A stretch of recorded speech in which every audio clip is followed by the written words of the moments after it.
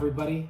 On this episode of the Western Slope Statesman podcast, Representative Soper and I are joined by Senator Dylan Roberts to talk everything funeral homes. Senator Roberts represents Senate District 8, which is the entire northwest corner of Colorado.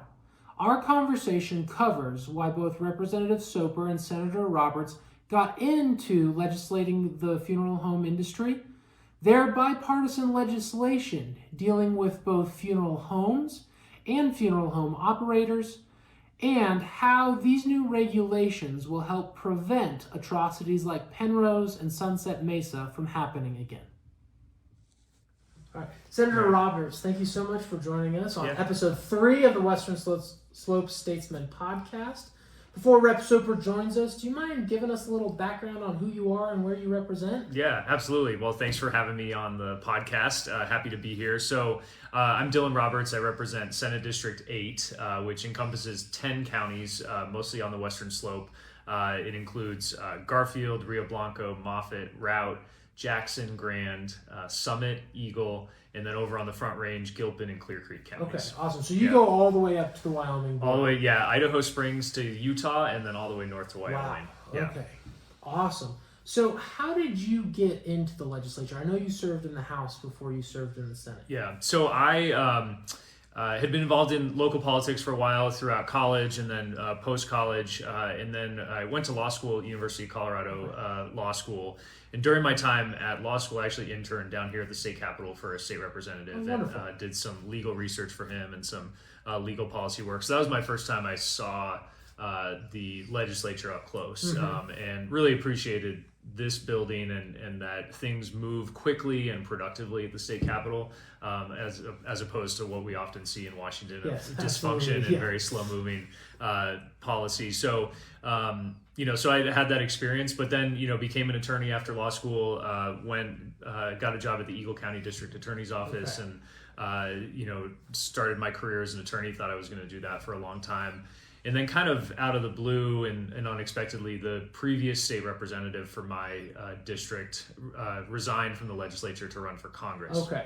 And so there was a special vacancy process to fill out the rest of her term. And the district back then was the county where I grew up, Routt County, and the county where I was living, Eagle County. And so I decided to throw my hat in the ring for that. And, kind of unexpectedly and certainly much... not at a point in my life I thought was going to be the case, but given the opportunity, I thought I'd give it a chance, and then was selected, and so did a session here at the Capitol, and then was elected to a full term later that year. Gotcha. So how long did you serve in the House before running? 2 full terms. 2 full in the terms. House, Okay. yeah. So and then 5 years, including the vacancy. Correct. Okay. Yeah. Awesome. Yeah. Perfect. And then ran for the Senate in 2022. Nice. Yeah. Well, thank you so much for joining us, Rep. Soper. We just went into Senator Roberts' background, and I kind of want to ask both of you, regulating funeral homes and the funeral home industry is a really niche part of the world in general. What motivated both of you to start looking at the funeral home industry in depth and now bring this legislation? Yeah, so I think both of us come to it because of our constituents. We have unfortunate tragedies that happened in and around our districts that brought this issue to our attention over the last many years. For me, it was a funeral home owner in the mountains who owned several funeral homes across the Central Mountain region, and over the last few years came to light that he was mishandling bodies, mishandling remains, and a lot of my constituents were personally impacted by some pretty egregious and what ended up being criminal behavior by this person and his business partners. And so that's how I came to be interested in this issue. As a legislator at the time, constituents reached out and said, we need to fix some of this. We need to allow, for example, the state to be able to inspect funeral homes to make sure these bad things aren't happening more regularly. And so, given Rep. Soper's experience in this, that's how we became sort of good partners on this issue. Yeah, absolutely. Yeah, and for me, I still remember in 2018, I attended a memorial service at the Council Tree Powwow Arboretum in Delta. And the victims would stand up and they would say what they knew from the FBI that happened to their loved ones' bodies, and that they had received concrete in return from Sunset Mesa. Okay. just one victim right after another. It was a heart-wrenching moment, and I pledged to them that day that if I were to be elected, and the election of course was only a couple months later, that I would do whatever I could to not allow another Sunset Mesa atrocity to happen again. And so that's how it started. The first bill in this line of bills that we've worked on was to make abuse of a corpse a bill, and or to make it a felony, I should say. And Senator Roberts, a person that he referenced, was the first person to be charged under that felony in Colorado. And we actually never really intended it to be used. I mean, we kind of hoped that Sunset Mesa was the worst of the worst. And then it seemed like we just started hearing more and more horrific stories, such as, well, Apollo's the latest one, but Penrose and Return to Nature, just these horrific stories that really are a gut punch. So we started changing the law to try to reform the funeral industry in Colorado. Gotcha, absolutely. Now, who is responsible for regulating and inspecting and maintaining the funeral home industry here in the state of Colorado? So as of right now, under current law, the Department of Regulatory Agencies, or DORA as it's referred to, is responsible for regulating and licensing funeral homes. Funeral homes as businesses need to get a license through the state, similar to many other businesses. And then DORA has the legal authority to inspect and make sure that they're in compliance. That is because of the ability to inspect and enter the business is because of a bill that we passed in 2022. Prior to that, for a variety of reasons, funeral homes specifically did not subject themselves to inspections by DORA the way that a restaurant or a beauty salon or something could be inspected, and we changed that as a result of some of these tragedies. But DORA is the one that regulates the businesses, but there is no regulation currently on the employees that work there. And that's something that we've been working on. Absolutely. So what makes, you kind of touched on it, what makes the regulation of the funeral home industry in Colorado different than other states? We're the only state that doesn't require licensure of funeral directors, morticians, cremationists, and because of that makes us quite different. I mean, there's a reason why all the worst stories in America in this space come from Colorado. And it's from the lack of regulation and lack of oversight. There's far more oversight and regulation for a cook in a restaurant or a hairstylist or someone who does your nails than there is for someone who works in a funeral home. Wow. Okay. Fascinating. So I know that you guys are bringing a bill this year to further regulate industry and build on your 2022 bill. Senator Roberts, will you kind of go into what that bill does this year? Yeah, so we're really excited to be rolling out legislation this year, bipartisan legislation that we've been working on with the state government, as well as many impacted families from these tragedies all across the state, and to finally make Colorado like the other 49 states in the country that license the people who work in the funeral industry, the funeral directors, the morticians, the embalmers, and the cremationists. And so that's what's called in our process a sunrise bill, because we are creating licensing that doesn't exist right now. Licensing did used to occur in Colorado, but back in 1983, the program sunset because the legislature did not renew the licensing the way we do a variety of other things. That we renew things here at the Capitol. So we're going to bring it back. It's long overdue, in my opinion. 40 years too long, and I think the reason why we've seen a lot of these tragedies. And so that's the bill, is it going to establish a licensing program for funeral professionals and people who work in funeral homes, and allow a way for those already doing the work to get their license, but then create a new program for people going into the industry. So Rep. Soper, what are some of the nuance, what differentiates a sunrise bill from a regular bill that you or Senator Roberts would normally run? Yeah, so a sunrise means that, in this case, an industry group, so the Colorado Funeral Directors Association, actually submitted an application to DORA asking them to review the industry landscape and to recommend regulating their industry. And so DORA spent 6 months writing a sunrise report, and then that came to us, and we chose to introduce legislation. The legislature does not have to act on a sunrise. That's happened in the past. Also, there have been past attempts to bring back licensure through a sunrise, and it's either failed in the system or been vetoed. Yeah. So this space definitely has a checkered past, and then a sunset means that we're wanting to continue a program. Okay. So I know it's a little bit deceiving to call it a sunset. Oftentimes we don't actually sunset the program. 40 years ago, that happened with funeral home directors and licensing, but 99% of the time, nothing ever sunsets. Okay. It's more an opportunity for the legislature to review, should we continue this regulation. Gotcha. And so, Senator Roberts, I know that testing is a big part of this licensure program. Can you kind of walk us through what this testing process is going to look like for funeral directors, morticians, cremationists? Yeah, absolutely. So the way that the bill proposes to establish a licensing program is it has categories of different types of funeral professionals. There's funeral directors, mortuary scientists, cremationists, embalmers, and natural reductionists.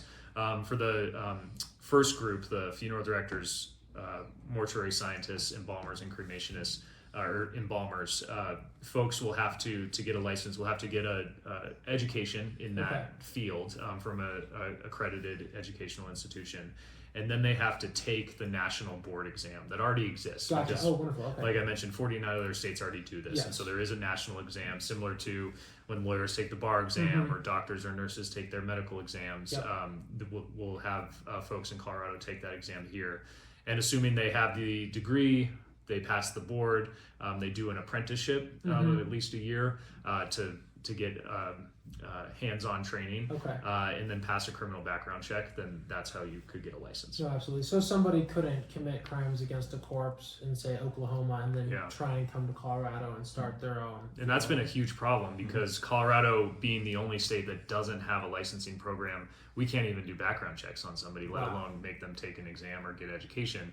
And so when folks get in trouble or commit some pretty egregious either business practices or even crimes in other states, they can come to Colorado and open up their business again and not be stopped in any way. And those are the stories we've heard a lot. Yeah.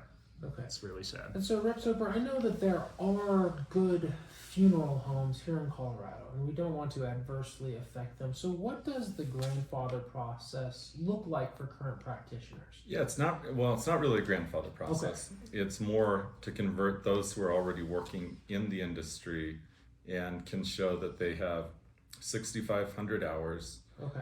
They can also show that they did a 1-year apprenticeship, a path for them to have a provisional license, and then that becomes a regular license after a provisional time. Okay. So it's a way to move everyone who's in the industry on to being a licensed professional, in whichever category you fit under. Okay, wonderful. So let's go back to your sunset bill that you guys are bringing this year. What is going to change in that sunset bill from the previous legislation you brought on the inspection of funeral homes? Yeah, a couple of big changes that are coming on the sunset bill. One is to allow for rulemaking for chain of custody of the body. Okay. So that's been a complaint that we've heard not just from families but also from our district attorneys, that the ability to require the tracking of where the body is in the system has been really important. The other thing, aside from more rulemaking for DORA, which they didn't have before, so this is a brand new step to be able to regulate the funeral home within there, is to not kind of playing off of the bill we first passed. Our bill said that DORA could go in and inspect a funeral home during normal business hours. Okay. The sunset will strike the normal business hours because the problem was DORA would show up and there'd be a funeral going because you do funerals in normal business hours, and they would like the ability to go at like 6 p.m. at night or 8 o'clock before you're doing a funeral, because otherwise it's really awkward to have the state regulators show up. Yes, absolutely. Yeah. Doesn't necessarily look good. So kind of to bring it all together, how are these regulations going to play together to hopefully prevent atrocities like Apollo and Return to Nature in Penrose and Sunset Mesa and Montrose? We'll start with you, Senator Roberts. Yeah, so We think that establishing even a bare minimum standard for education, training, and certification for these professionals is where we have to start. Yeah. We need to know, or Coloradans need to know, families who this is some of the most vulnerable time in a family's life, when you lose a loved one and you need to get funeral services, whether it's a burial, a cremation, or anything else. You probably aren't in the mindset to look up the business record of that particular funeral home and ensure that the folks you are entrusting your loved one with have education and training and don't have atrocities in their past or even problems in their past. And so that's what we want to make sure that every Coloradan can know, that every person who holds themselves out as a funeral professional has that basic training and certification. And we're preventing some bad actors from perpetuating the crimes and atrocities that we've seen most recently with Return to Nature and others. But it's also just, I think, general good government. This is a public service, or this is a service that's offered to the public that people expect to be professional. And we cannot continue to be the only state in the country that allows people to hold themselves out as funeral professionals with no training, no background check. And like I mentioned earlier, we've become a place where folks who do bad things in other states come because they know they can open up their business again. We can't prevent every bad actor in this profession, just like we can't prevent a bad actor in other professions that are already licensed. But we can certainly try to eliminate as many of these as possible. And I think, unfortunately, we can't do a lot to resolve or obviously prevent the tragedies that have already happened, and we feel for those families, but we hope that we can stop this from happening in the future. No, absolutely. Yeah, I would agree that probably the number one thing is it means that bad actors from other states can't just waltz into Colorado and set up shop. Absolutely. Or if you lose your business license, you reopen up the next day under a new business license. All that gets cut out, and that's what was happening a lot in Colorado. As far as stopping every bad actor, we're never going to be able to do that. Just like we can't stop murders, we can't stop other crimes, but we can definitely frustrate criminal networks, criminal enterprises, and those people who easily would like to set up a criminal enterprise like they did at Sunset Mesa. Yeah, absolutely. Licensing also gives the public the reassurance that the person who's taking care of their loved one's body is trained in current mortuary science.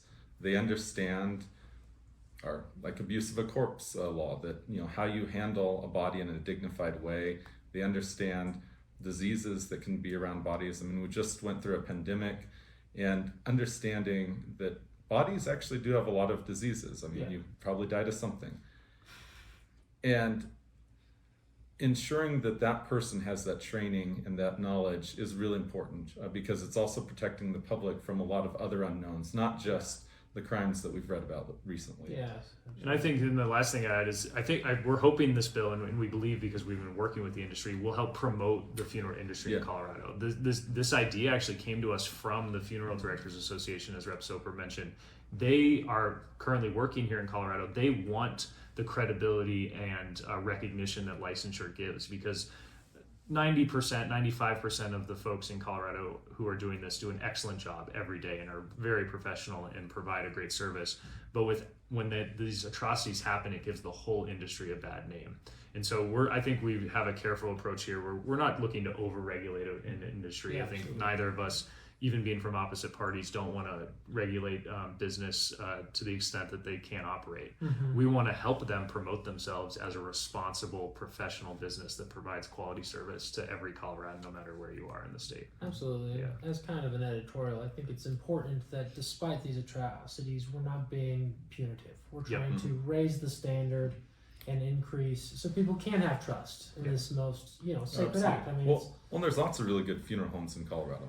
I mean, a few funeral homes shouldn't give the entire industry a black mark, but they have. And so really what we're doing is about returning confidence, returning the knowledge that our funeral industry is actually pretty good in Colorado, but the public needs to be reassured. Absolutely. Well, thank you so much, Senator Roberts, for Yeah. joining us on this episode of the Western Slope Statesman podcast. We're so glad to have you on. Thanks for having me. Happy to be here. Yeah, Appreciate thank you. it. Yeah, Appreciate thanks. it. Thank you. Thanks. Appreciate it. Thank you so much for listening to this edition of the Western Slope Statesman podcast.